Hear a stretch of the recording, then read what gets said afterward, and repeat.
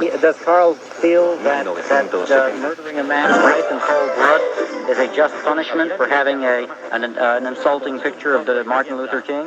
Does that carry the death penalty? I guess if the assaulter and the victim meet his criteria, his racist criteria, then he would justify it. And speaking of Randy Weaver, did you notice this week how he was constantly referred to as white supremacist, white separatist? Wait, hey, hold on, because we're going to give it. I'll hold you. Don't hang up. Okay.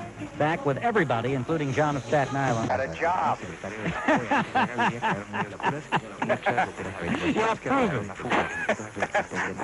Hey, you know, I don't believe this. You see the guy they call the hunk? This is the biggest overrated guy who ever lived, this John Kennedy.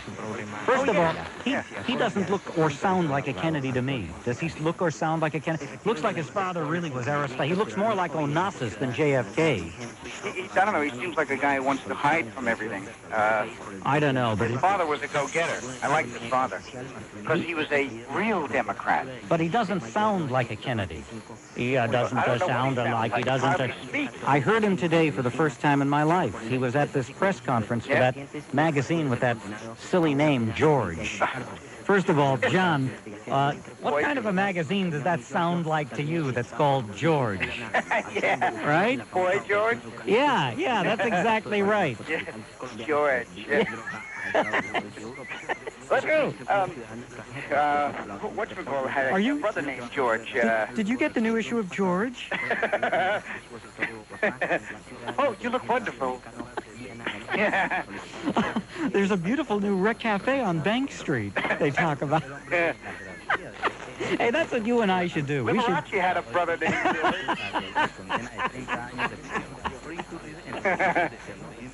George. Sounds like some new computer program that Bill Gates would put out. You know that one he has out, Bob? No, I don't know. He got a program called Bob. Anyway. I'm not online yet. I'm not. You better hurry up. You know who'll beat you there? No, who? Curtis. Oh, well, Curtis is online. Yeah, that's true. Well, you see, when you're the commissioner of stickball, you got to have a computer. Yeah, because you got to line up the stickball schedule. By the way, I want to know what the mayor. When is the mayor going to make me commissioner of something? If the mayor is listening, you know, you have friends here who are very disgruntled that they're not commissioner of anything. Yeah, he left you out of it. He did. Call him commissioner of stickball. Yeah. Maybe you can make me commissioner of Pachisi, commissioner of Johnny on the Pony. What's the commissioner? You writing speeches for him. Commissioner of Scully. He should have you writing speeches for him. Could you imagine? Another thing. He'll be thrown out. But hey, let me get back to harassing Carl. Yeah. You know, you Republicans really get me. Yeah, he is such a racist. This guy, he was talking about Randy Weaver, and he said, well, no, first of all, they've been referring to Randy Weaver as white supremacist and white separatist. Jay, how come they don't refer to O.J. Simpson as O.J. Simpson, wife beater, or wife beater O.J. Simpson, or spouse abuser O.J. Simpson? No, you're right. I'll give you a better one that's more precise.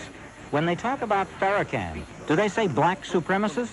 Or do they say black nationalist? He's right, he's a black nationalist. Right, he's a black, so maybe Randy Weaver should be a Caucasian nationalist. Right, that sounds less offensive. Yeah. And Randy Weaver and Mark Furman they didn't want to live near black, they didn't like black people. But they didn't kill any black people, but they're called racist. Colin Ferguson tried to murder 27 white people, and he was called a maniac. He was cheered by Farrahkan's minions at the Javits Center. But he was cheered when Farrahkan was even embarrassed by his minions beginning to cheer when he mentioned the name Ferguson. But beyond that, Furman is not in a jam because he's a racist. He's in a jam because he lied under oath. That's the story with Furman. Yeah. What else did I want to tell you? Well, some other people lied for a year about Tawana Brawley, and they made a career out of it. They're still lying. There's still people who call the station and apologize for the Brawley hoaxsters. By the way, the reason why they very cynically and very carefully promoted that hoax about Burley was not because they were interested in a girl who was raped. She was not raped, and that's been proven. The real reason they did that was to radicalize the black community in the mid-1980s. That was a specific act of communist-inspired agitation and propaganda. The Brawley hoax had a specific political revolutionary purpose, which was to inflame the revolutionary ardor of the black masses. It's plain and simple. That's just the truth. By the way, why is Carl still allowed to even call this station after publicly expressing that to Malmsberg that he wanted Malmsberg and me to die in a concentration camp? He should be banned. If I were in charge here, nobody would be taking any more calls from Carl of Manhattan. Yeah, but all the hate speech is on the right? And you're right when you say they're still lying. Isn't he the guy who lied about the fact that he heard me on Donahue, and I said that I was married to a black woman for 15 years, and that he was proven wrong? Yeah, I don't... saying it, though. You want to know something? You're elevating him by even referring to this right. He's a non-entity. You know what? You're right. Let me go cipher. get some sleep. All right. I'll talk to you. Okay. Good night, John. And ladies and gentlemen, what it means to be a human being, in my book, one of the poetic definitions of what it means to be a human being is the ability to restrain yourself from whatever it is you want at that immediate minute. Self-restraint and the inclination to defer gratification for 2.5 seconds and defer to somebody else, to another human being. I gesture to you. Please go in the elevator before me. Please, you go before me. Oh, I'm driving a car? Please, cross the street. No, but in this peasant mentality that dictates to each individual, I gotta get mine now. What do you mean you want me? I gotta get mine. Hey, man, life is a struggle. I gotta get mine. I gotta get mine now, man. I'm important, man. I'm weak if I defer to you, man. I'm weak if I show you some consideration, man. Well, you are weak. You're weak of heart, you're weak of mind, you're weak of soul. And so, while I hope that Bob Aronson makes a speedy and total recovery, I have only contempt for the drooling gargoyles who get behind the wheel every day and ruin people's lives and ruin our civic life together here in these 50 states. This is Jay Diamond on WABC, New Jersey. Character that you just had on before this woman. And, you know, Jay, there's a trend going on in the United States today where if someone just makes a statement that sounds like it's supporting blacks, it's automatically accepted as immaculate truth, when actually, in most cases, it's just the opposite.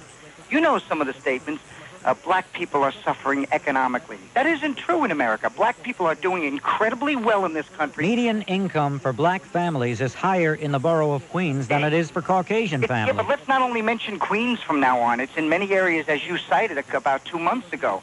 And the statistics that came out about 1994, where blacks spent more in every category, it's up, and they're on an even plane with whites in most areas in the United States. And that's just one area where the statement is made that isn't true. The justice system is unfair to blacks.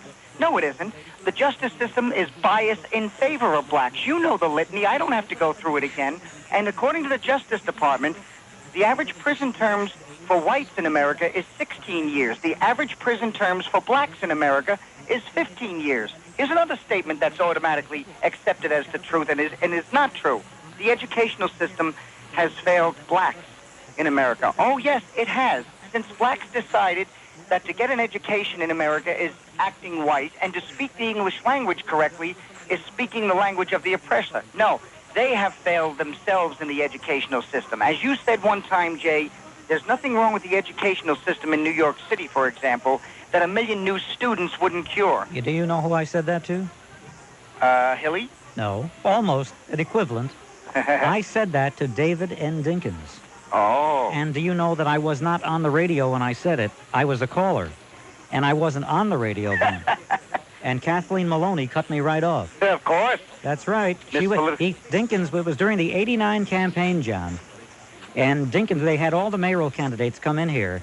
And Koch came in and did the show, and Koch did the show like he does it now. He did it all himself. But when Dinkins came in, Kathy Maloney had to lead him through it. She had to babysit him and press the buttons for him and do all this. And they were talking about education. I did call up, and I said there's nothing wrong with the education system in New York that 1 million new students couldn't fix. That was it. I was cut off immediately. Well, she was politically correct. She still is. I was I was a mere caller then. That's right. That's right. Well, you've come a long way, baby. But here's another statement, though, Jay. The number of blacks in jail is disproportionate. Yeah, because they're committing a disproportionate number of crimes. They act as though we just grabbed them off the streets and threw them in jail. Right. And that's what happens. That's here's another one. Political prisoners. All political prisoners. Look at the lack of black people in high corporate positions. Yeah, because those white people who were there didn't have a hang-up about learning and education because it was acting like someone else. They studied hard, and they got in those positions by sweat. They didn't just walk in the room and say, here I am, put me in this position. That's why they're there. And when blacks get rid of the attitude that getting an education is acting white, maybe they'll get there. Here's another one. Blacks don't have equal access to loans. A study came out about 6 months ago, Jay, that showed that the reason that blacks do not get the same amount of loans as other people is because they default 3 times to 1 as compared to other people. That's why they don't get the loans. So we've got to stop this nonsense of just believing these statements that are made. They're not true. And as far as Ben Chavis goes, last week, Jay, I didn't mean to interrupt you. Go ahead. But there's so many things to get on. I'm so frustrated and angry. You're angry, John. I'm full of... Go ahead quickly, because I've got a break. Last week, Ben Chavis was was debating a black conservative, and he asked the black conservative, why? Oh, you mean, in other words, he's stereotyping all blacks, that they should all think alike? And why did that conservative say to Ben Chavis, were you thinking black when you stole that $342,000 from your black brothers in the NAACP? Good question. Well, thanks a lot, Jay. All right, thank you. John of Staten Island, this is J.W. You know, I have to laugh at a lot of these liberal talk show hosts who say they would have been welcomed at the 400,000-man march. Yeah, they would have been welcomed, like the king of the panderers, Jimmy Breslin, who was welcomed in Crown Heights. And just the fact that a lot of these liberals have to keep mentioning the fact that there was no violence speaks volumes. Those racists, it sounds like they were expecting it themselves. And Jay, we keep hearing a lot of blacks claim that every group, Koreans, Jews, and Hispanics, white, take everything out of the black community and don't put anything back. Well, that's an imbecilic. Take everything out. Nobody goes in there with a dump truck and unloads things. That's the stupidest thing. People are in legitimate businesses and they provide a good or a service in return for cash. What the heck is wrong? If there's something wrong with that, then what system would they support? A system where you just take whatever you want and don't pay cash? Right, they're not supposed to provide for their own families. And it sounds like the black hand to me. It sounds like blackmail, but no pun intended. And secondly, how could people who say they've never had anything in America because of racism have so much stolen from them? And if 95% of the black men who showed up for that parade didn't believe in Farrahkan's propaganda, well, then why didn't we see one American flag? I mean, you would only be afraid to unfurl an American flag if you knew most of the people there would bash your brains out if you spoke out an American flag. But, this is what we're up against, Jay. And we tried to warn people for all these years. Why would you expect to see an American flag at a demonstration whose very credo, whose stated as well as unstated ethic was that there's something sick, illegal, corrupt, illegitimate, and invalid about American institutions? Why would I don't understand why I've not questioned why we didn't see an American flag. That was a demonstration, and the heart of the sentiment of that demonstration, John, is that there's something sick, corrupt, invalid, illegitimate about American institutions, which is why I think it requires an answer in the most clear-cut, forthright terms that America's institutions are beautiful, splendid, shining, strong, secure, and worth defending. That's right. And, Jay, I noticed that whenever a racist supporter of Farrahkan is confronted with direct racist quotes from Farrahkan, the standard practiced and contrived reply is, well, many of the statements of Minister Farrahkan are misinterpreted, or the other favorite, it was taken out of context. See, that gets them out of everything. But we're on to their game, Jay. We know all of their replies and their tricks. And I think I have more optimism because I think the American people are learning more and more of their sneaky tactics, and they're not going to fool anybody. And let me tell you something else, John. If you notice, I've been getting my share of harassing calls since I've been talking about Farrahkan and telling the truth about him and his demonstration and ridiculing him and his demonstration. And the calls that I'm getting that are most harassing are not coming from black callers who disagree, and in most instances disagree even intelligently and politely, but they are from Caucasian, left-wing, hard-left activists. Yeah, and this is and these are the people who really control Farrahkan and those demonstrators. And don't kid yourself. Ladies and gentlemen, listen to me, because I'm telling you the truth. Sure as shooting. A lot of these demonstrators say they don't want to be controlled by the white man. The hollow mockery of that sentiment, that they don't want to be controlled by the white man, is that they are 100% controlled by hard left-wing activists who are sitting back with Cheshire Cat grins saying, this is just what we want our blacks to do. Be the vanguard of the revolution against the institutions and values of American culture and political life. You're doing what we want you to do. These blacks are the slaves of the American hard left, whose brethren lost out in Russia, but who want to resurrect the Soviet Union in this country. That's why all the talk about taking bloodsuckers, taking money out of the black community. What they're really saying is that anybody in business who provides a legitimate service or a legitimate product in exchange for cash is a bloodsucker. And what that means is that capitalism is a system of bloodsuckers. And so it's the white left, the white communist hard left, that is happiest over the developments of the ascendancy of Farrahkan. That's right. They're all in this together. Jay, one final thing before I go. You really got their number, I'll tell you. You know these people. They know I do, and that's why they detest me. Absolutely. And, Jay, I heard Carl the other day say, how many Cult of Islam members have been arrested for painting swastikas on synagogues? Well, I got news for Carl. It wasn't the skinhead who ran through Crown Heights yelling, kill the Jews, and Hitler didn't finish the job. And who was it that sent anti-Semitic notes to those teachers at Norman Thomas High School? They weren't skinheads either. Please don't refer to that individual by name. All right. You can say a caller, but I really don't want to publicize that individual. All right. Thank you, Jeff. I shall. No, I shall say 3 nice things about Jews. Would you like that? If it's not too much trouble. Thank you. Thank you. Thank you. Thank you very much. Thank you. I would say first that Jews are efficient businessmen. 2, Jews are excellent organizers. And third, but most important of all, they make very good soap. I wasn't aware of that. The soap thing, that is. I know the other stuff. I'll have to get Matilda to pick some up. Dr. National Spokesman for the Nation of Islam, the controversial Dr. Khalid Mohammed, said several months ago that if he had any say in the matter, he'd kill all the homosexuals and then dig them up and kill them again. Let me ask you, is that a problem? Lies, all lies, started by the Jew conspirators of the Trilateral Commission, propagated and repeated by the mindless puppets of the Euro-Zionism in order to distort the new reality, and taken completely out of context by racist troublemakers and those who would simply disagree. Why, even a cowardly, pandering, spineless jellyfish, milk-a-toast, lick-spittle such as yourself must admit that. Well, since you put it that way. Let us not mince words. The question is, does the Honorable Controversial Minister Farrahkan believe in the extermination of the homosexual community? That's right. Then allow me to answer this question by changing the subject. Now, as you know, America entered into World War II in 1941, shortly after the Jews bombed Pearl Harbor. And it soon becomes apparent that a pattern has developed.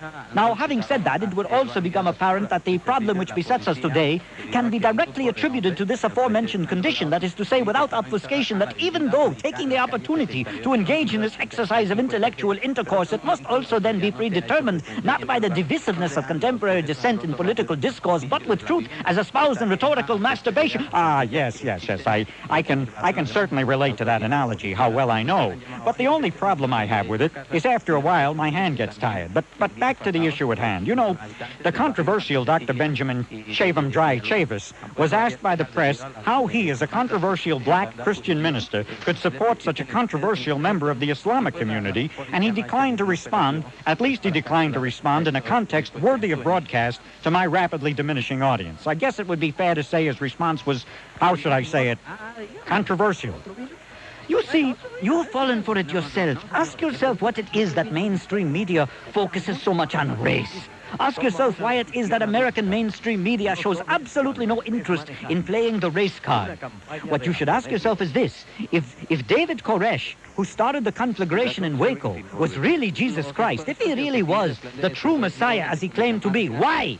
Why is it, according to the holy name of Yaqub, that he needed to wear eyeglasses?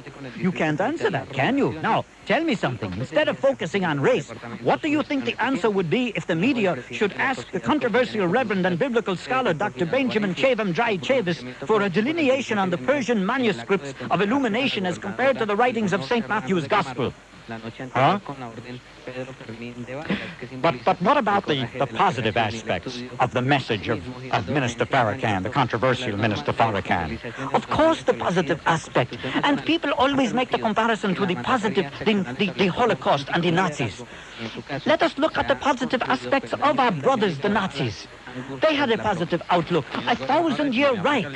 1,000 years with beautiful architecture. Do you know that employment was a problem before Hitler? Look at the people that were required to build the railroads, to take the people to the gas chambers were in the concentration camp. Look at the uniforms and the number of people previously unemployed that were put to work for free labor in the camp.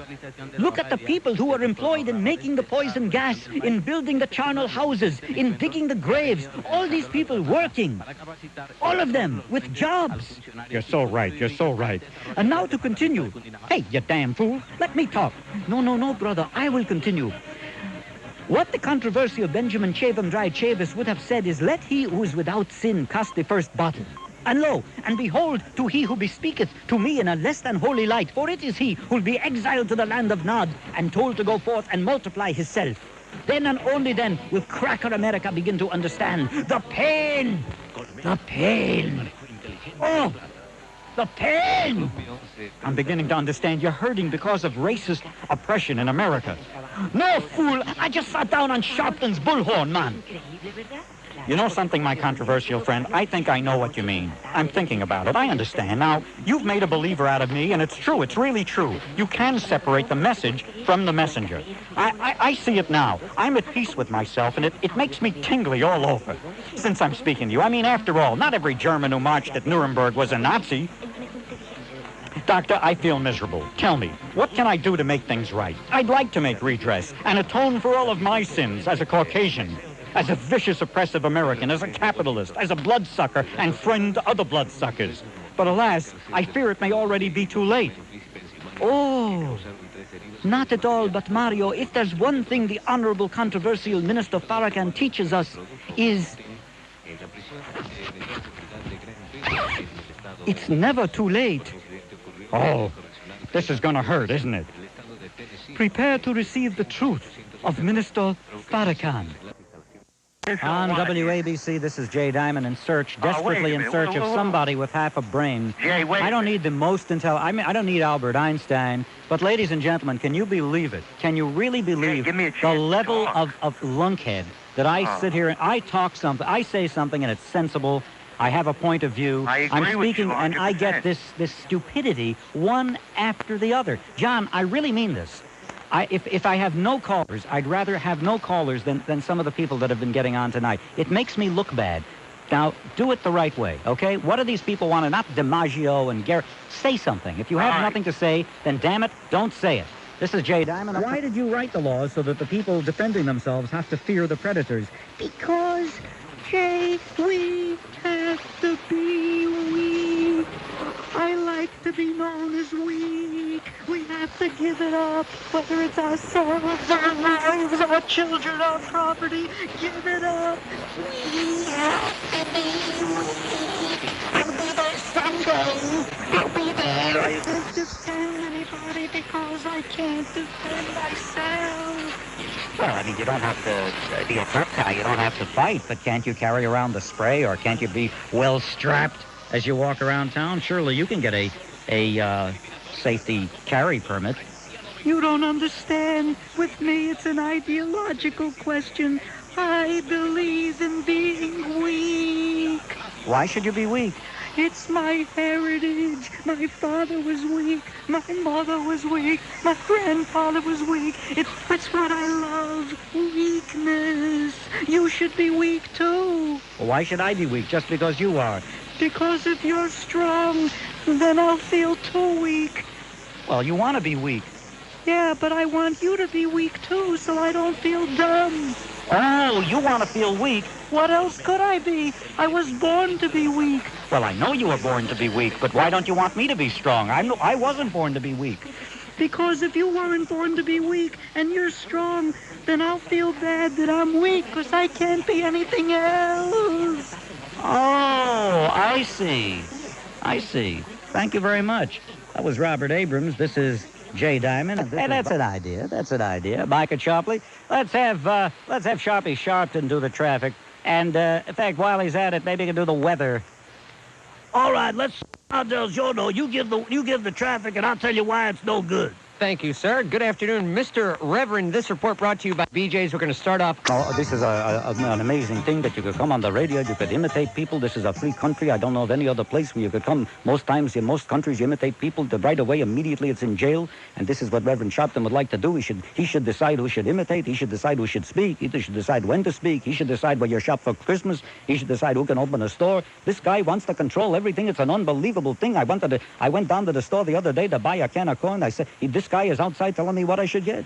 This is an unbelievable thing. This guy is in control of everything. Why is he in control? Because you would let him be in control. Everybody's afraid to look at this guy.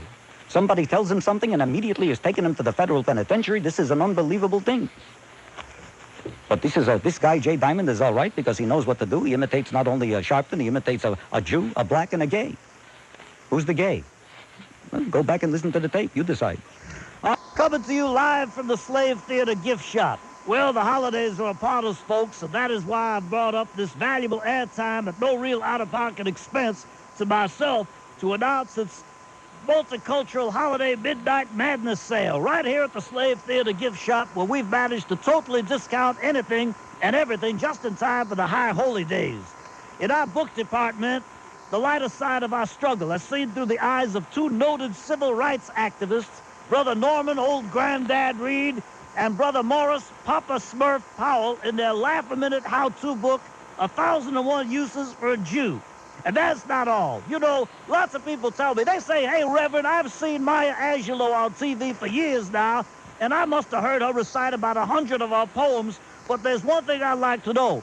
Just what the hell is she talking about? And here's your opportunity to find out.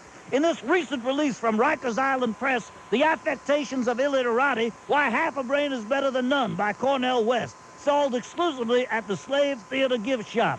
Learn the inside story of Michael Jackson. And the inside story of Michael Jackson and the sibling rivalries that shaped his career in Tito Jackson's new bio. He ain't heavy. He's my meal ticket. But wait, there's more. In our revisionist history section, we've also got those new softcover editions of The Way Things Ought Not to Be by David Dinkins. Don't forget my very own life story, the autobiography of the Reverend Al Sharpton, Fat Like Me. And Divine Brown shed some light on what really goes on in the back seat of all those Hollywood automobiles in her first literary attempt, The Taste of Stardom. I said The Taste of Stardom. But wait, there's even more. Get in touch with the artist within. Express yourself and develop those aesthetic skills, because Roland Smith does Sidney Pollack one better with Roland's very own Art Nouveau Bottle Crafter Starter Kit, gasoline not included. There's also some of our very own personal favorites, like the Louis Farrahkan Paint by Numbers set with an extra bottle of black, Johnny Cochran's limited edition Southside Monopoly featuring a genuine, authentic get-out-of-jail-free card, personally autographed by O.J. Simpson, Rodney King, and Damian Football Williams. But wait, there's more. From our maternity fashions department, we have the widest selection of Lil Contemporaries, ladies' clothing, and designer new mom fashions by Dumpster Lil. This end up and allegedly yours, and they're all slash-priced with you in mind, girls. And also for you ladies, we have a tremendous assortment of health and beauty aids, such as Ruth Messenger's AFDC Stigma Remover, Bella Abzug's own big butt pantyhose, just the thing for that Rubenesque girl of your dreams, in 3 easy-to-wear sizes like plush bottom, lady shamu, and whoops, there she blows. And last but not least, it pleases me to say that backed by popular demand, but for a limited time only, Sister Hazel Duke's Ugly Mother Scowling Cream Salves and Jellies. So bring it on down to the Slave Theater gift shop and stock up for the holidays. Prices start at only $19.95. Oh, and remember, if you shop in the Slave Theater gift shop, remember to bring plenty of cash, because at the Slave Theater, we sure as heck don't take no MasterCard. On W... Well, I don't know. I figured maybe in the spirit of goodwill, in the spirit of, how do you say it? Dialogue. Yeah, in the spirit of dialoguing between the two of us, I figured maybe you and I could perhaps dialogue musically. Maybe a Yuletide rondelay, just you and me. You mean me and you? Well, why split hairs, Reverend? What do you say we take a turn around that old famous song, Marching Round with Picket Signs in Hand? Well, I'll sing it by myself. I don't need you to sing with me. You off-key anyway. You always mess up when you try to sing. Well, I just don't have any accompaniment. Well, I don't need no accompaniment. You don't? Just watch. Bullhorns ring. Are you listening? In the lane, vendors bristling. A beautiful sight. We're happy tonight. Marching round with picket signs in hand. Gone away, honest news yield, into play, Hinckley, Newfield. They'll help me evade the mess that I made, marching round with picket signs in hand. Hey, this is pretty good. This is going to be a gravelly road. In the meadow, we could build a snowman. We'll pretend it's Yankel Rosenbaum. I'll scream diamond merchant, he'll say no man, then stab him with your knife and knock him down. Later on, we'll retire as we scheme and conspire, and you'd be amazed the cash that I've raised, marching round with picket signs in hand. Never greater, Reverend, you are never, never greater.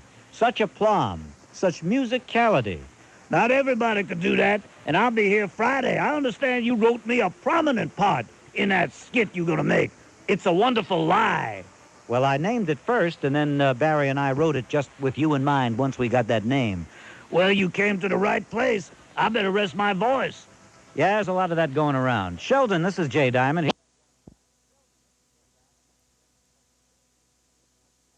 Cultural Christmas pageant. It's a Wonderful Life. And now, here is your Rasta guide to set the scene. It all started many years ago as Reverend Schaffman sought to fight the Euro-Zionist conspiracy. You sent for me, Gabriel? Clarence, perhaps you're wondering why I called you here. If you do, I'd call that a good sign. It shows you're thinking. You're fast on your feet, and I like that in an angel, by jingo. Now, I've heard a lot of good things about you, Clarence. They tell me you're a man of action who knows how to get the job done, and that's why I figure a fella like me can depend on the clear thinking and resourcefulness of a fella like you, Clarence. You hear what I'm saying? Listen up, son. You're at the cut of your halo, by jingo. Are you listening to me? Well, I appreciate your confidence in me, Gabriel, but what can I do for you? Clarence, it's Christmas Eve, a time for peace on earth and goodwill toward men, finally. But all is not well, Clarence, not by a long shot. And if you ask my opinion, I think there's still way too much trouble afoot. Now, I told them that 3 years ago. You think anybody'd pay attention? I told them the problem with you people is you're too complacent. You're too willing to go along with the status quo. Now the country's going to hell in a handbasket, and their only salvation is through my divine intervention. My own divine intervention. You follow me? Well, yes, sir, Gabriel. I reckon I do. That's good, Clarence, because I got a job for you down below. A very, very important job. In fact, I'd say it's a crucial job. Now, do you see that man down there? Take a good look at him. Don't see how you could hardly miss him. He's so big. You mean that fella on the telephone? No, Clarence, no, the other fella, the fat one with the bad haircut. You with me so far? His name is George Sharpton. And that there where he lives is called Sharpton Falls, Clarence. And this man has lost his way badly. Fell in with a bad crowd. You know what I mean? You reckon I do. That's where you come in, Clarence. I need you to go down there and get him straightened out. Show him the error of his ways Now, you come here, Clarence. I want to bring you up to snuff on this here fella, and I want you to keep in mind that this production is the work of an all-volunteer staff, and we can't afford segue music into the next scene. So just use your imagination and do the best you can. You listening to me? On the first day of Kwanzaa, my true love gave to me a part in a Spike Lee movie. All right, I Uncle have that Billy, book here. Uncle Well, I Billy, should where say you it's at? okay, Toothless old jerk. Uncle Billy, I said Billy. I heard you, damn it. I know. I ain't deaf, damn it. Uncle Billy. Can't you just call me Billy without the uncle? All right, Billy. Did the people from the advertising agency get here yet? They said they were sending a crew over today so we could tape our new commercial. They just got here, damn it, now. Just about 5 minutes late, damn it. Okay, fine. Let's get ready to roll. Uncle Billy, do you remember your lines? Of course I remember my damn lines. What do you think I am, stupid? I happen to be very intelligent, damn it.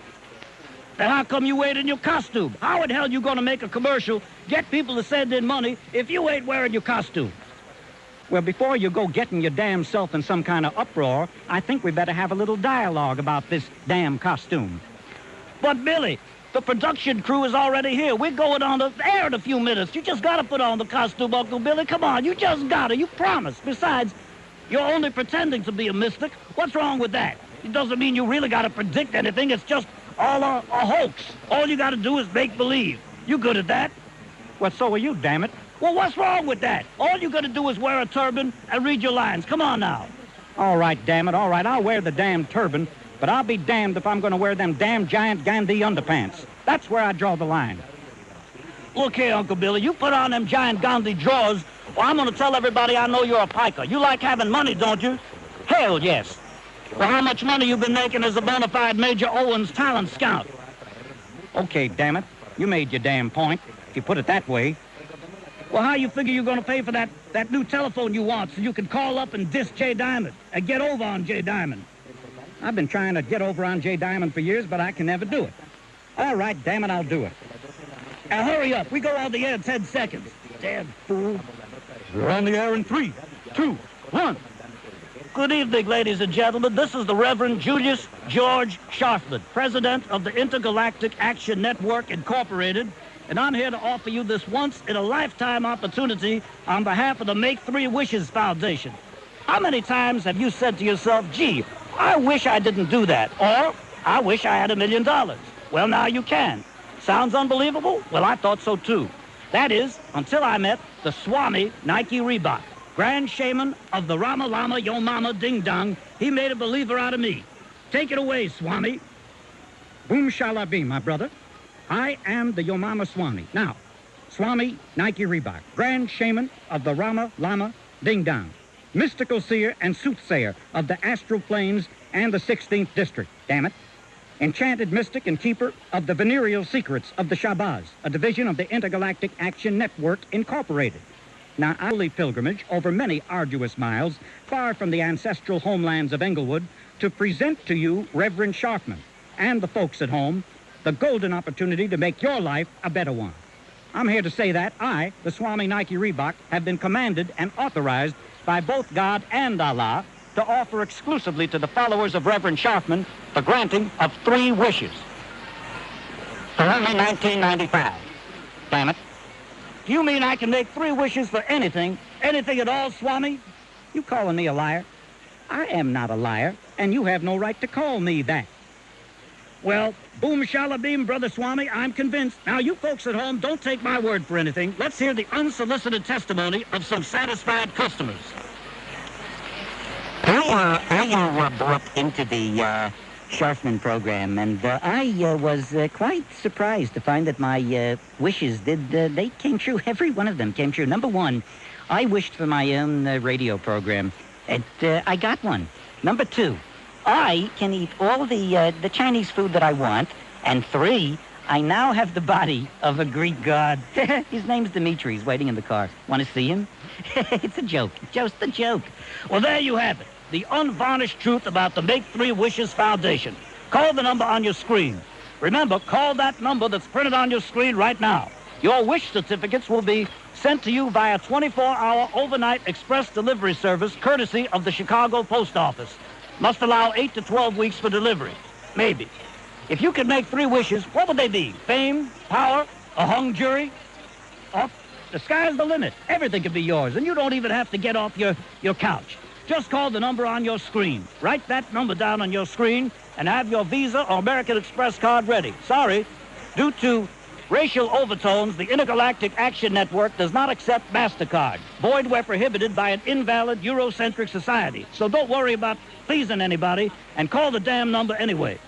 The Make 3 Wishes Foundation makes absolutely no claim to universal omnipotent dominion, but you needn't concern yourself with that. Just call that number on your screen now. Fame, fortune, riches, and power can all be yours today for only $19.95, courtesy of Al Sharpton, George Julius Sharpton Productions. Cut. That's a wrap. It's beautiful. All right, let's get this equipment packed up and get it out of here. I'm having lunch with Felder, and come on, time is money. I don't have time to waste. This thing costs a lot of money. I have to get trucks. Do you know what the Stagehand Union is doing? I'm telling you, I can plot already from this. Oh, that was great. Uncle Billy, I gotta hand it to you. You were perfect. I tell you, I didn't think you were gonna be that good, but you woofed me. Well, them phones ought to be ringing off the hook right about now. Say, Mr. Producer, you sure you got the phone number up there real good on the screen where everybody can see it? Number on the screen? What are you talking about? What kind of number or what kind of screen? What am I talking about? I'm talking about the 1-800 number in the TV commercial we just finished making. That's right, you damn fool. How in the hell are people supposed to know what number to call if they can't see it on the damn TV? Damn it. Television. What kind of television? You two think you're on television? Hey, Schmeckle, you just did a commercial on the radio. What kind of TV? You're paying for radio? You want television? This is unbelievable. Oh, no. What are we going to do now? Just a damn minute. Let me get this straight.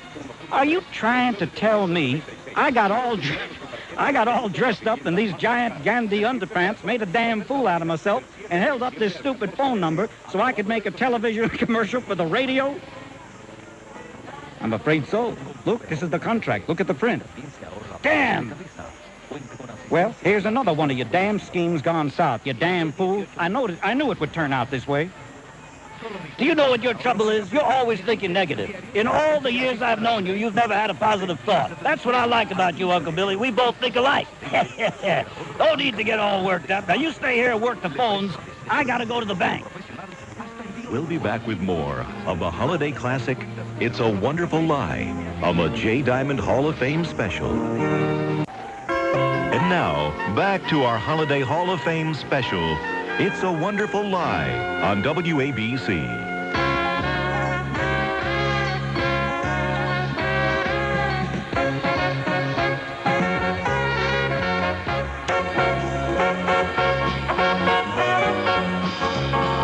And so, Reverend Sharpton went to the Bailey Bank. It was his last hope, and he asked to see Mr. Bailey.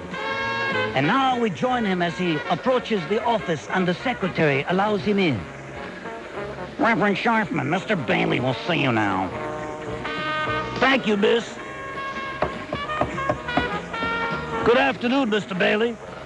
Well, let me see here, Reverend Sharpton. Why don't you come in, have a seat, and thanks for stopping by. Now, how can the good old Bailey Building and Lawn be of service to you? Well, Mr. Bailey, it's like this. We're coming up on the holidays, and I was thinking that, well, as a reverend, it might be a noble gesture if I were to set up a kind of a scholarship fund, on behalf of the community. Oh, now, well, see here, that's good. Now, you'd like to kind of continue the Lord's work. Who's that? Oh, yeah, well, sure. Well, I don't make a move unless it's in the name of the Lord. Everybody knows that. Well, now, you see here now, Reverend, that is very, very commendable. That's most commendable, Reverend. That's just fine. Now, tell me, do you have any particular community in mind for the scholarship fund of yours? Well, I was kind of thinking about some needy children I know over in Jersey. I see. Well, no, that's reasonable. So you already have, you've got some specific recipients in mind for the money that you want from the bank. Well, that's right, sir, Mr. Bailey.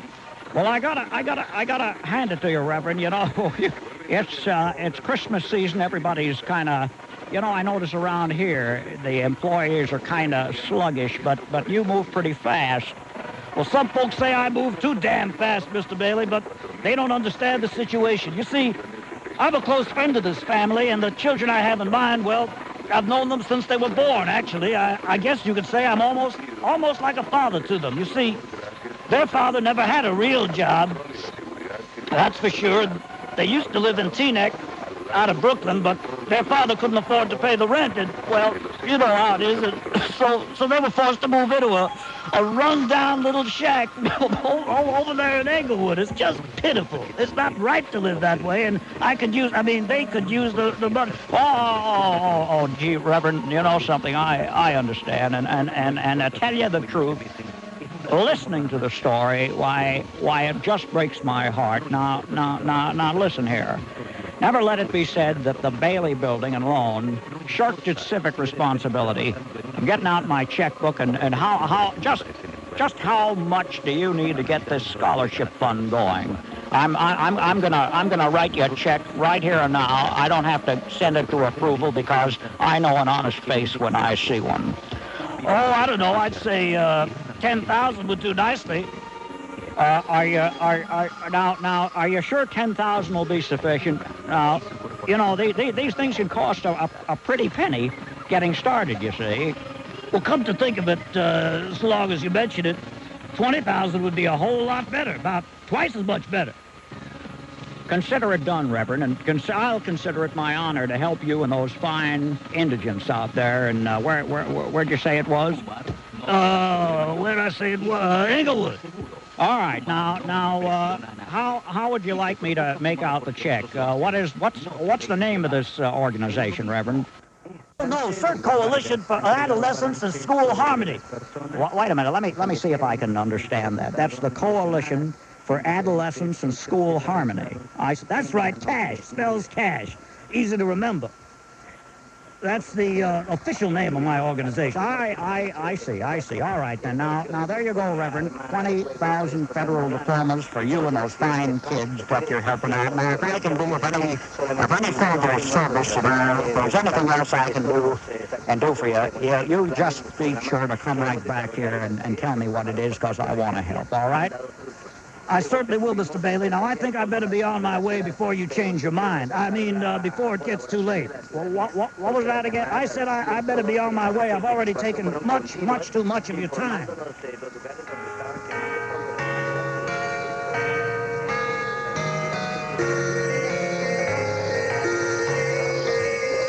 Uncle Billy, I'm back. Did I get any calls? Hell no, but the fellow who owns that damn bocce store is here to see you. What's he want? I don't know, damn it. He just sits there saying, I gotta see Mr. George. I gotta see Mr. George. Oh, that's Mr. Martini. Send him in. But first, I need you to run the bank. I gotta get you to run to the bank over there and deposit this $20,000 check. Wait a minute. How did you get your hands on $20,000? Why, don't you think I might possibly have worked for it? No.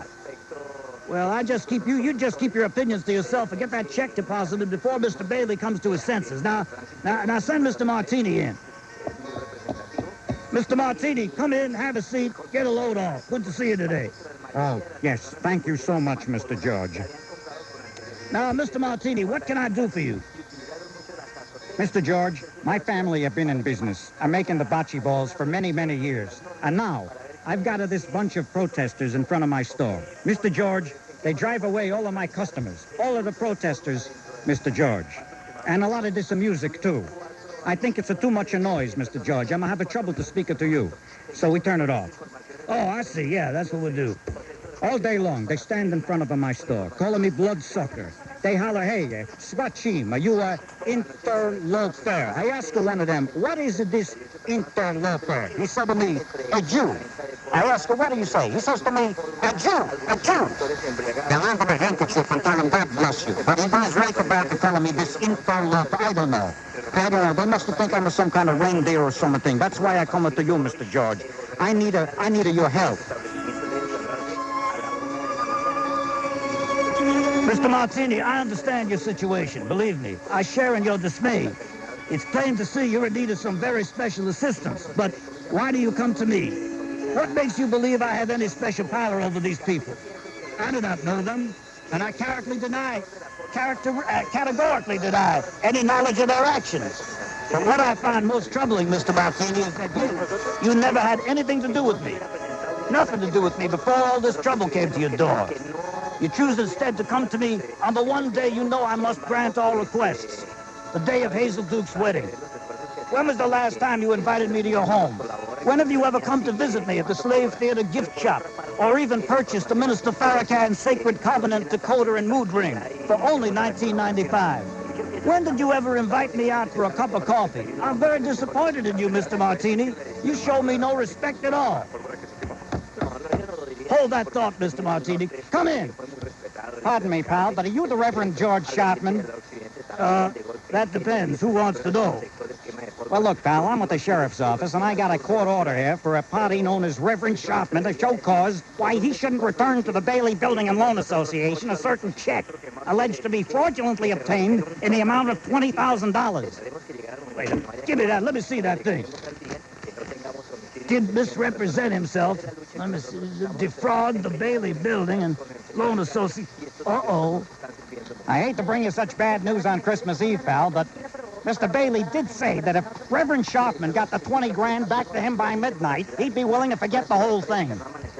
Well, if I see Reverend Sharpton tonight, you bet I'll be sure to give him the message. Now, if you'll excuse me, it's Christmas Eve, and I got a lot of work to get done by morning, so thanks for stopping along here, and don't forget to write and close the door on your way out.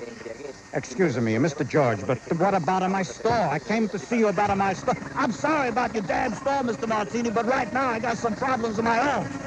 Amen to that, damn it. What? Oh, Uncle Billy, am I glad to see you. Did you make it to the bank all right? Did I make it to the bank all right? Of course I made it to the bank, you damn fool. Well, did you deposit the check like I asked you to? Oh, yeah, the check, that matter about the check. I was hoping you'd ask me about that because a kind of a funny thing happened to me on the way to the bank. See, I thought you might get a big kick out of it. Now, having said all that, The check, Uncle Billy, did you deposit the check? Well, not exactly, damn it. Not exactly? What do you mean, not exactly? Uncle Billy, why don't you expand on that a little bit? When you say not exactly, I take that to mean you did not deposit the check. So I guess the next question I should ask you is why you didn't deposit the check. Because I lost the damn check, damn it. You stopped off at the OTB, didn't you? That's a damn lie. Don't lie to me, Uncle Billy. You stopped off at Junior's and paid your bar tab with that check. Didn't you do that? Come on, say it. That is a bald-faced lie. The truth is, I don't know what happened to it. All I remember is I walked into the bank, I filled out the slip. When I reached into my pocket, the damn thing was gone, damn it. I don't know what happened to your damn check, and at this point in the game, after making me wear them big, stupid Gandhi underwear for no damn reason, I couldn't honestly say I even care what happened to your stupid damn check. You better start caring, you old fool, because if that money doesn't get returned to Bailey by midnight tonight, somebody's going to jail, and it sure as hell ain't going to be me, Uncle Billy. Why not? You gonna wear the wire again? None of your damn business what I wear, you. Hey, maybe you should call him a spatcheen. Yeah, that's right, you feeble old spatcheen. Now get going and find that money and take Mr. Martini here with you. Now, don't touch that dial. The Holiday Classic Hall of Fame presentation. It's a Wonderful Lie on WABC.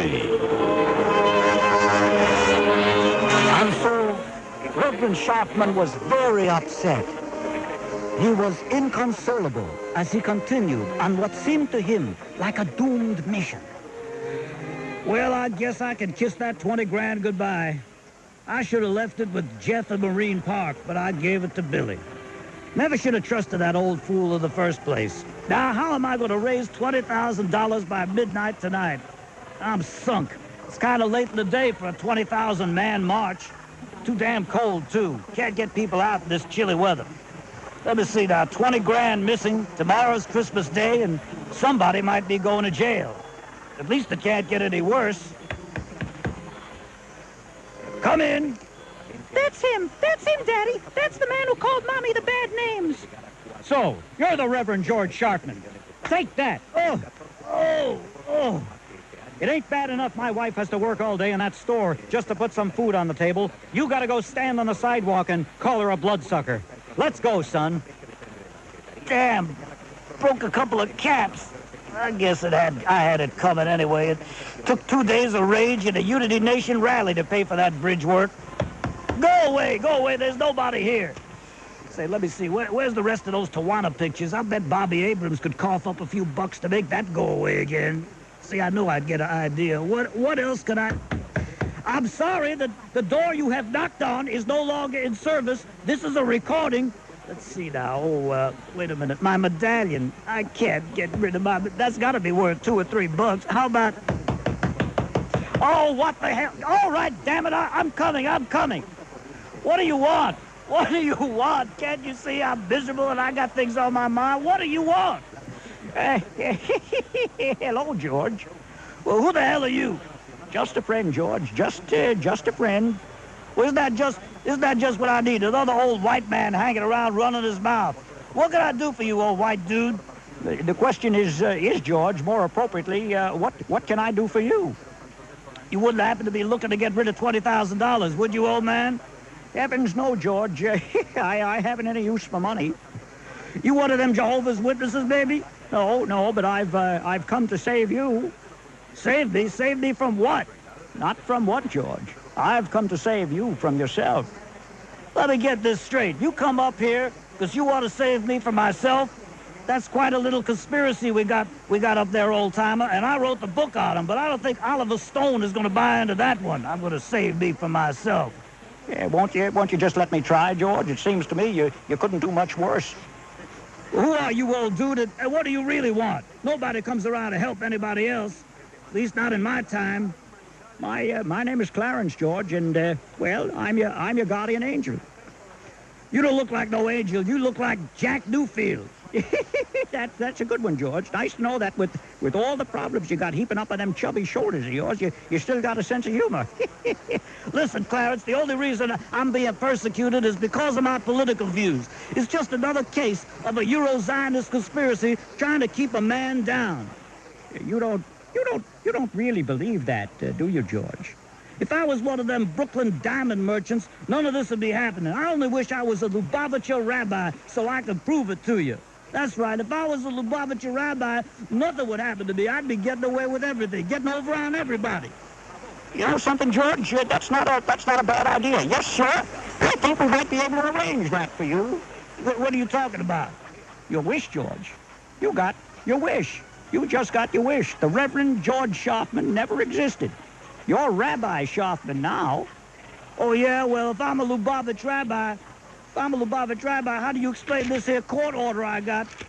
Wait a minute, it's around here someplace. But there is no court order anymore, George. Sharpton to get himself into trouble by scheming and plotting and stealing. Oh, yeah? Well, what about a Tawana's pictures, right? Tawana's pictures. There's no pictures, George. There was no Reverend Sharpton to put her up to it. Because of that, Tawana led a normal childhood. She grew up, moved to California, changed her name to Divine Brown, and came to enjoy her first taste of stardom. No, this is just a bad dream. It can't be happening. I must have got a hold of some bad lamb kebab or something on Fulton Street. But I can prove I'm the Reverend Sharpton. Come on, Angel. We're gonna go out and find Uncle Billy. He'll straighten all this out. What was that you said? I couldn't quite hear you. I said we're gonna go out and find Uncle Billy. He'll straighten all of this out. Here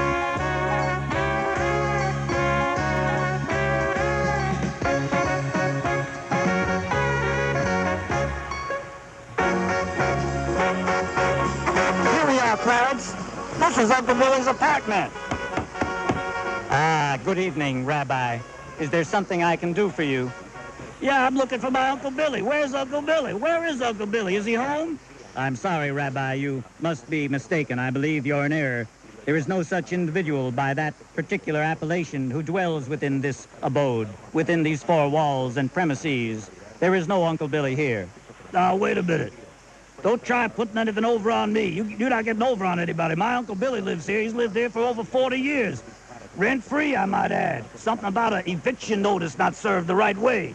Oh, I apologize, Rabbi. You know, you're right. There was a man named Billy who used to live here.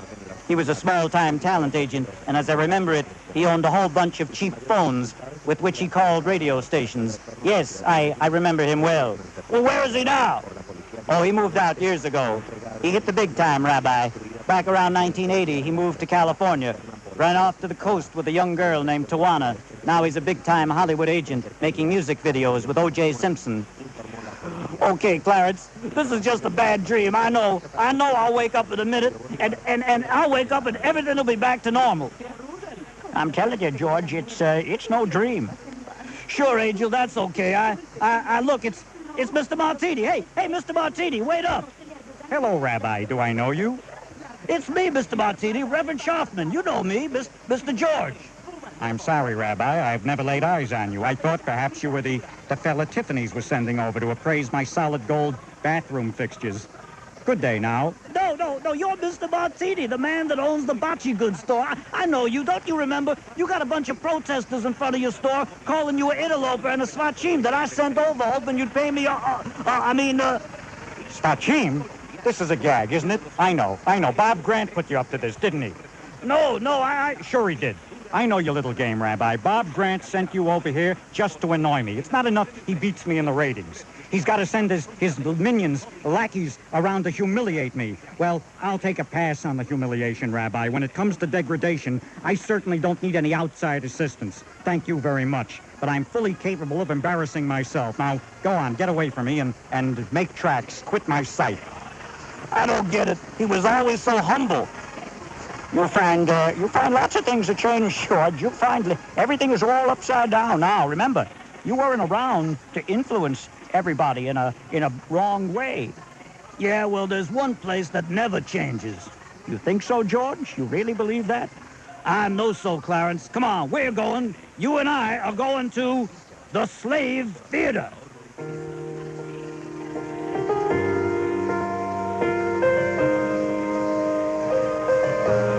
I'll show you who I am, Angel. I'm a very important man in this place. Right here, somewhere. Hey, where is it? Where's the Slave Theater? There is no Slave Theater, George. You weren't around to keep it going with all your mischief. This is the building right here, but the sign on the marquee said, what? Lubavitch headquarters? That's right, George. Right next to the Baptist church and the new mosque. You see, George, folks in this neighborhood somehow figured a way to live together, even without your special brand of racial healing. No, this cannot be happening to me. This can't be true. Come on, Clarence, we're going inside. I know I still got some friends in there. What's the matter, George? Aren't you feeling all right? I feel all right. It's just that the man at the door handed me a dollar bill when I came in. I think they got it backwards. That's not the way it works in the Slave Theater. Oh, they got it right, George. It's an old Jewish custom. That ain't the way it went when I ran things. Come to think of it, it ain't such a bad idea after all, if you're on the right end of it. Excuse me, Rabbi, hello. I have a rather deep theological question that's been tearing at me for many years, and perhaps you might solve it for me. Do you think you could do that? What is the question, my son? If the Messiah is all-knowing and powerful, could he not create the Cantonese duck so spicy that he himself could not even eat it? You pose a question, my son, that requires much thought. I'll have to get back to you. Now, if you'll excuse me a moment, I think I'll go over to the buffet table and bless the food. Right here. Why don't you talk to my friend Clarence? He's an angel. Maybe he could answer your question. So, hello, Clarence. The rabbi tells me that you're an angel. It must be nice. Frankly, I was preferring to meet a Greek god, but all right, just a joke. Well, it has its advantages, mister. I just thought of something. You're an angel, and I am a Greek god. It's a joke, just a joke. Has anyone ever told you that you look a lot like Jack Newfield? I reckon I've heard that before, mister. Oh, look, they're bringing out the chow mein. I hope they didn't forget the soy sauce. I love soy. It's a little salty, but I'm used to it. I'm going to get some.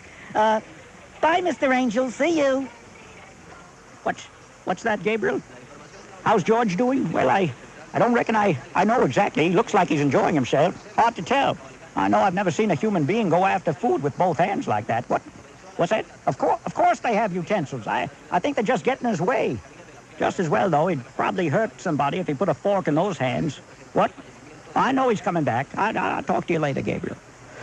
Hey, listen, Clarence, you know something? These people really know how to put on a spread. This kugel is delicious, and these potato pancakes are chalupchis. I love this stuff. I didn't think I liked Jew food, but this is a whole new menu. Gosh, they make a fella feel right at home here. Fact is, I've been invited to stay on, and they're so nice to me. Is that a fact, George? Yeah, they told me the way I made all their food disappear was a miracle of some kind. It meant something, like some kind of a sign from on above. They never seen anybody make food go away like that so fast. Well, George, the Lord works in mysterious ways, you know.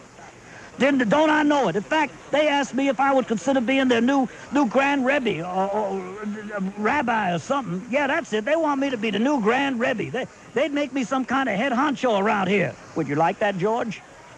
So, would I? One thing, though, they say I got to undergo a halakhic examination, and I got to be circumvented. That's it. We got to circumvent some regulations if they're going to let me in. I want the job, and all I got to do is get circumvented. Some kind of initiation, I guess. You know something, Clarence? I wish I could get myself circumvented. Is that your wish, George? Would you like to stay here? I sure would. Well, then you got your wish. You got your wish, George, and I hope you do well. Don't worry, Clarence. We'll have us a fine time living here. Oh, I can't stay. I can't stay with you, George. I gotta go back upstairs now. Now that I got my wings, thanks to you, I reckon the boss will have a lot more for me to do. Well, can't you stay long enough to see me get circumvented? I wish I could. I wish I could see that, George. Lord knows, I wish I could. What's so funny? What's so funny, Clarence? Come on, cut me in on it, too. You've been so good to me, and I kind of got to like you. In fact, I love everybody now since I've become a rabbi. Well, I can't tell you right now, but don't worry, George. I reckon you'll find out soon enough. Goodbye, George. Goodbye. So long, Clarence, and thanks for everything. What was that? I couldn't quite hear you. I was hoping to get some sleigh bells here, and that would sound great right about now. So why don't we get them there? Sure, they'll be coming up any minute. Oh, that sounds perfect. So goodbye, George. Goodbye. Merry Christmas. Merry Christmas. Goodbye, Clarence, and thanks for everything. Rabbi, good news. Good news. We've arranged to do your circumcision tonight, right now. Rabbi Dunkelman has just arrived. But he arrived drunk, so I have to do it myself. Wait a minute. Wait, what was that you said? Did you say circumcision? What do you say about a circumcision? I said Rabbi Dunkelman showed up drunk, so I'll have to do the circumcision myself. But it's okay. I'm a rabbinical student myself. Well, wait a minute. I know what that means. Let me out of here. I changed my mind. Clarence, come back. I say, Clarence, come back. No, don't do that. Don't do that to me. No. There is a place seldom visited, a place where the genuine voice of virtue and honest rectitude deny advance to belligerent vice, and in so doing provides the stage, a template, if you will, for a saner and sounder existence, refusing to treat with anarchy and resting only when destruction yields turmoil's sword and cedes to tranquility, to create a haven where both justice and peace might flourish. Perhaps that day, its residents may also come to know and comprehend fully the true meaning of peace on earth, goodwill towards men. Well, I couldn't find it. Wait, I can't find it. I missed that time. Well, don't cut the wrong way. And make that music a little lower, too. It's too loud. I can't hear myself talk and blubber. Keep it up there, but just make it lower. That's all. Don't stop it altogether. All right. Now, the problem is, how can I do the circumcision if I can't find it? Well, what do you mean you can't find it? I just never saw anything this small. I can't look. Oh, I know. Oh, here's one of them diamond merchants' eyepieces. All right. Now I'm all right. That's it. Oh, that hurt. Happy Hanukkah and Merry Christmas from the Diamond Zone. I don't need their chicanery. I don't need their help, because I'm Jay Diamond. And you're whoever you are. You're as good as me, and we're all as good as she is. It's not that important. It really isn't that material, unless you've been brainwashed, unless you've been completely propagandized into thinking that the meaning of your life the justification for your pathetic existence comes via the approval of the woman or the man in the White House or a couple of senators or some people in authority. I loathe authority. I always have. I'm probably best off being self-employed because I want to be master of my own fate. And damn it, you should be too. I really mean that. This has been bugging me lately. I want a job. I got my job in 1964, and I thought I'd have my job with IBM or GE or AT&T for the rest of my life. I wanted someone to take care of me. I got married because I wanted someone to take care of me. I'm afraid to be on my own. I can't take care of myself. I needed a wife, and I needed a boss to take care of me. You imagine? That's a man. A man who's crying. He's afraid to be alone in life. He's afraid to stand up and act like a man. He's afraid of that. No, I hear grown men crying on the radio. I need a boss, and I need a wife. He needs a wife to tell him what to do. He needs a boss to feed him. Why the hell is he there? What does it mean to be a human being, to be an independent, thinking, feeling, acting entity? You want people to tell you what to do and to provide for you every minute of the day? Is that what it means to you to be alive? Well, not for me. I'll go it alone. Thank you very much. And this is foolish. This minute-by-minute concentration, thinking, saying, lying, changing, reorienting. What she's doing, what the husband is doing. What did he say this minute? Oh, what are we going to talk about? Let's talk about Hillary. Oh, this is very important. Hillary is a name. Hillary's not important. She's not material to my life. I was a grown man operating in the world before anybody knew who the hell Hillary was. And I'll be a grown man operating in this world long after Hillary has faded into the oblivion which she dreads. So that's the point. Be an adult. Don't look to your boss for your salvation. Don't look to your mate for your salvation. Don't look to Hillary for your salvation. Act in the world like a free, independent, grown-up human being. You have all the power you need. You have more power than Hillary over yourself. No matter how many health care benefits she purports to give you, no matter how many taxes or tax breaks or tax adjustments or tax credits, no matter how many changes, it all amounts to a hill of beans. You want to know something? From the biggest tax cut to the biggest tax increase is a couple of $100. If you make $50,000 or $100,000 more this year than last year, you don't even notice whether they took $200 more out of your paycheck or you got $200 more in your paycheck. It's of no consequence if you become a success for yourself. And the government's not going to make you a success. Hillary's not going to make you a success. I'm not going to make you a success. You're going to make yourself a success. So stop feeding and eating crumbs out of the hand of personalities that are utterly false and absolutely, I assure you, no better than you. They're not smarter, they're not bigger, they're not more powerful, they're not more sophisticated than you. They just thought they were. Their parents told them they were, and they grew up with a lot of confidence, feeling that they were entitled to exert control over you because their parents made them feel like they were hot shale. Well, they're not hot shale. You're as good as they are. You could have been where she is. She could have been scurrying around calling talk radio shows talking about you if her parents didn't tell her that she was the greatest thing that ever lived. All right. Your parents didn't tell you that? I'm telling it to you now. I, Jay Diamond, am telling you what your parents would have been correct in telling you 20, 30, 40, 50, 60, 70 years ago. You're great. You're great. You're good-looking. You're smart. You're talented. You're strong. Now go out and do it yourself, and don't eat crumbs from the hands of Hillary or any other potentate. It's just stupid. These people in authority have nothing to say to you if you decide to act like an independent, complete human being on your own. That's the important point. Accounts than to service your little humble account when they have the president of a bank to pick up and they don't want to come for you in the slush and snow. Whenever you know what I say? That's all right. Stay home. I'll walk. The more you need something from someone, whether it's money, whether it's love, whether it's favors, whether it's accommodations, the more you're in their power and the less of an independent adult you are, man or woman. So you make yourself weak. You make yourself subservient to other people and to authority in direct proportion to what you want from them. If you don't want anything from Hillary or from me or from your wife or from your boss, if you're independent and can take care of yourself in this life, you're a god or a goddess. Isn't that better than being an inchworm? Eating out of somebody's palm, eating out of somebody else's dish, taking crumbs when you could be feasting on filet mignon if only you decided to?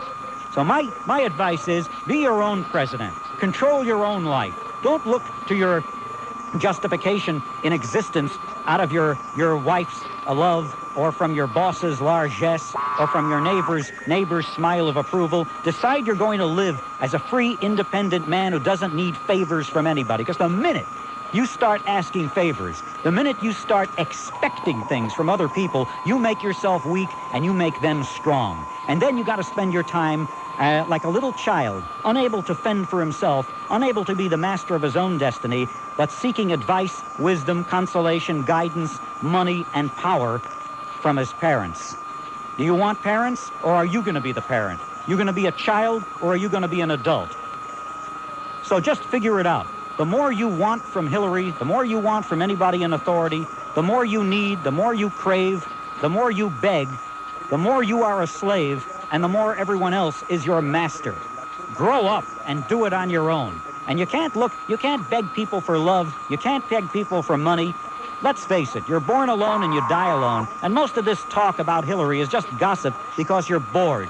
You're lost in some kind of existential ennui because your own life may be that drab, that forlorn, that jejune, that boring, and that meaningless that you have to be like a third grader whispering in the children's closet about seeing your teacher slip when she bent over. It's childish. Let's grow up and be adults and manage our own lives. And you'll be surprised how irrelevant Hillary and everyone else in authority really is. This is Jay Diamond, New Jersey, and all over 201. If you are willing and, in fact, eager to fail big. Do you think that guys like Andrew Carnegie and Thomas Edison and Henry Ford were different than you? Only in one way. They were different in the way they thought. They were different in their mind. They were different in the way they approached the world. They didn't see themselves as intrinsically, elementally powerless. They saw themselves, for whatever reason, because of a good upbringing, or because of the grace of God, or because of their own self-induced mental conditioning, they saw themselves as powerful. They refused to see themselves as weak. And because they cultivated that powerful self-image in themselves, they were able to assert themselves to glorious effect on this life, on this planet, on other people. They were leaders rather than little weak followers. And what made them leaders? Their mind, their self-image, their conception of themselves. You have it within yourself to determine who and what you'll be in this life. Somebody, a little nothing, a weak-willed nobody, weak in the knees and weak in the spine and weak in the heart, eating out of a government or boss's hand, getting the little benefits and the little tiny treats they proffer to you. Or you can tell yourself, no, I'm a free, independent man. I'm going to carve my own path in life, and I'm going to do the feeding rather than being fed. I'm going to be the pitcher rather than the catcher. I'm going to act rather than be a passive observer in this life. It's all up to you, and it's in your mind, but I guarantee you, if you see yourself as a third or second grader gossiping about Hillary because she's powerful and you're weak, you're not on the road to success. You're on the road to being a permanent, ineffectual follower. That's not for me. If it's for you, good luck. This Hilton Kramer column, this expose of the way the New York Times shills for Al Sharpton, then you'll see what I mean about deceptive journalistic practices of intruding editorials into the news pages and how manipulating this can be on our political life. Hilton Kramer wrote way back on January 2nd, why in the wake of the 125th Street Black Racist Massacre is the New York Times still so intent upon contributing to Al Sharpton's campaign of self-exoneration? Why, if the Times considers this Harlem demagogue a newsworthy subject, doesn't the paper give its readers some responsible reporting on what Sharpton has been known to say to black audiences when reporters for the Times, especially those assigned to conduct sweetheart interviews, are unlikely to be within easy earshot? Just a week ago, on the day after Christmas, the Times was at it again, publishing a classic example of the kind of see no evil, hear no evil, speak no evil interview the paper reserves for favored figures in public life. Written by Sharice Jones and published under a headline announcing that, quote, Sharpton is buoyant in a storm, unquote.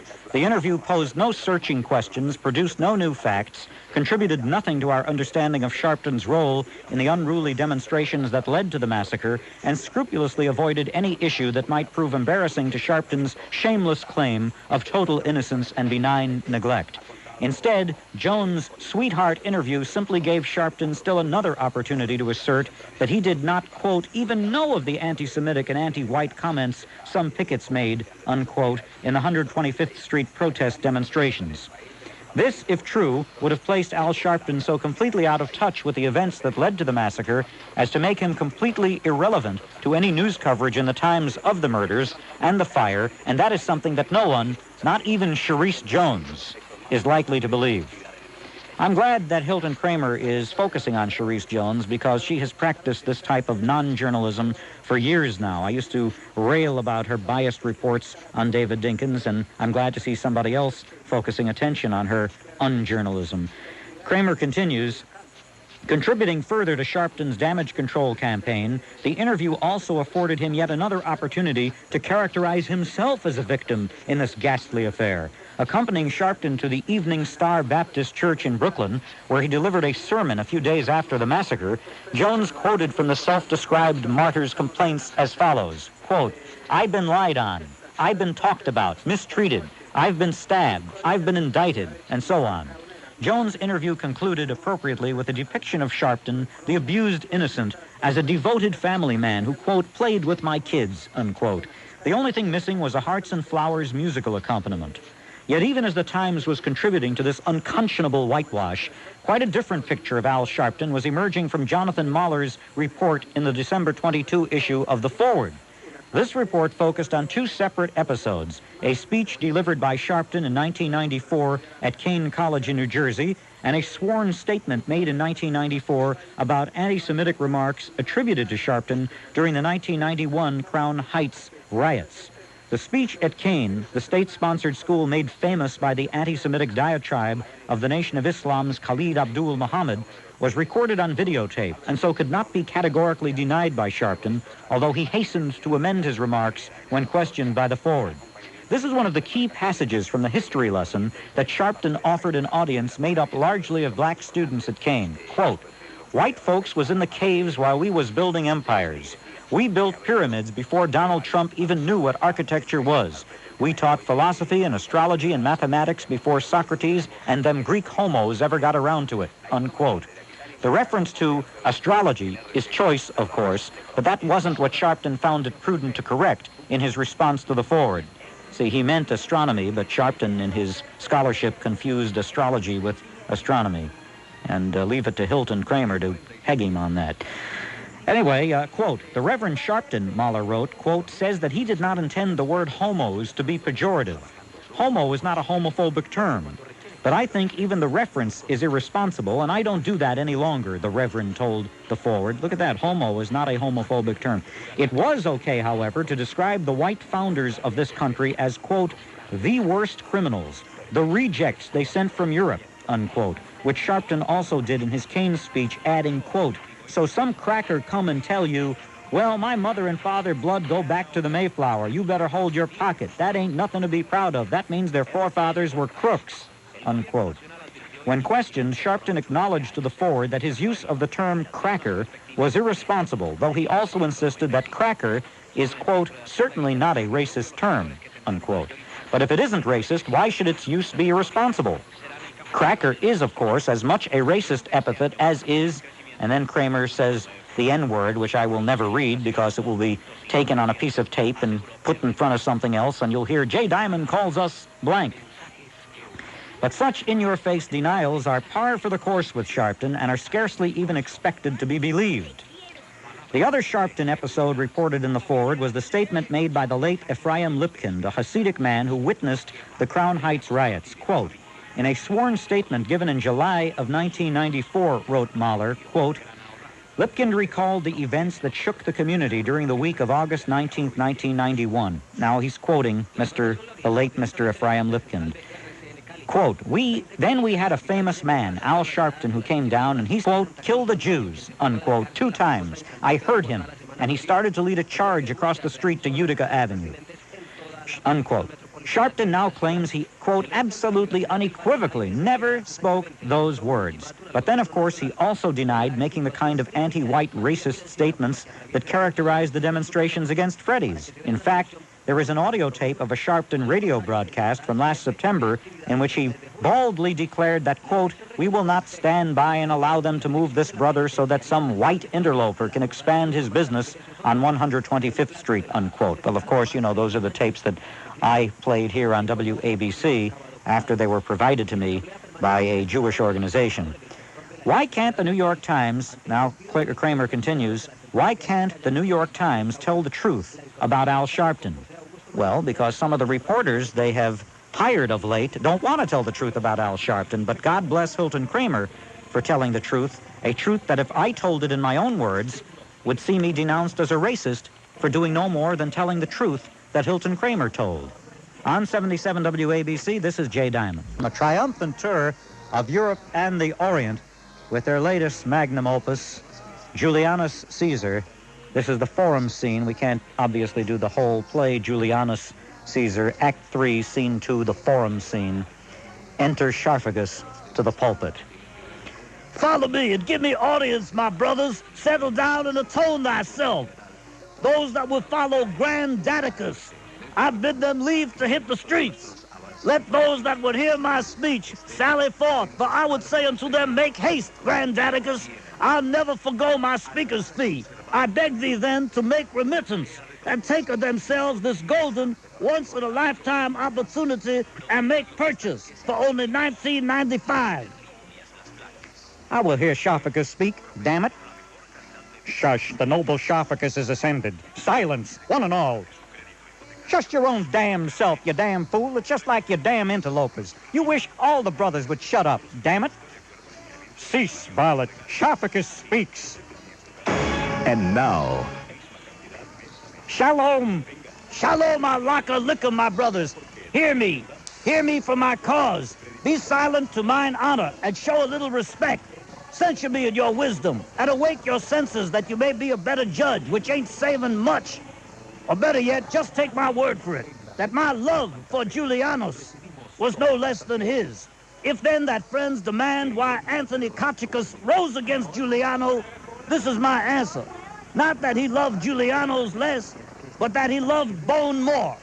Good countrymen, my ride is here. Let me depart alone, and for my sake, stay here with Anthony Kochicus, grace his speech, and resale his past glories of the old bald Jew.